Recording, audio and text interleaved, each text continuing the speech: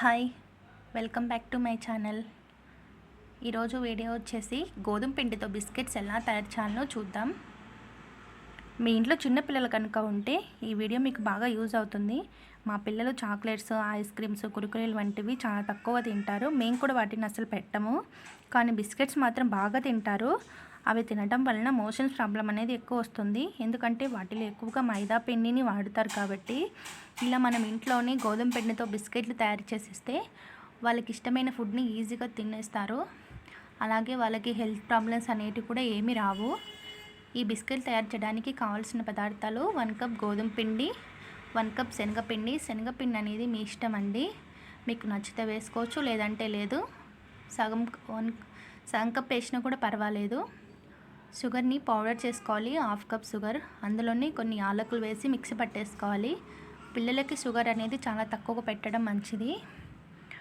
అలాగే 1 cup oil, చిటికెడు వంట సోడా, వీటిని వేసి బాగా మిక్స్ చేసుకోవాలి.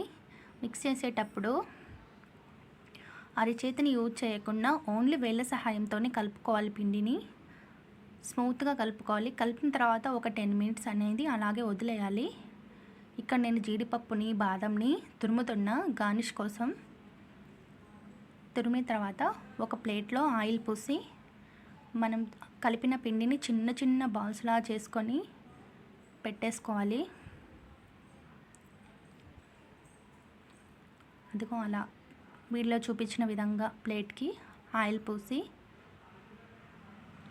మనం తయారు చేసుకున్న బాల్స్ని ఆ ప్లేట్లో పెట్టేసి బాల్ పైన చిన్నగా నొక్కాలి.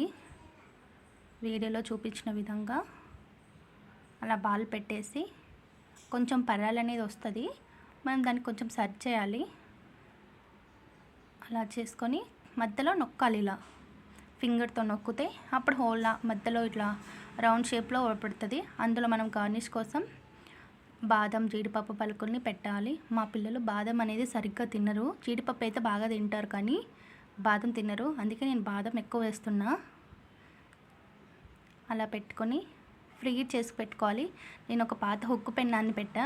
మీరు ఇంట్లో ఇది యూజ్కుంటే అది పెట్టుకోండి. ఫస్ట్ టైం చేసేవాళ్ళు క్వాంటిటీ అనేది తక్కువ తీసుకొని చేయండి, వేస్ట్ కాకుండా. ఇలా ఫోక్తో అలా డిజైన్గా కూడా వేసుకోవచ్చు, లైన్స్ లాగా. హీట్ చేసిన పెన్నం పైన పెట్టి 45 మినిట్స్ బేకింగ్ చేసుకోవాలి. 45 నిమిషాలు అంటే.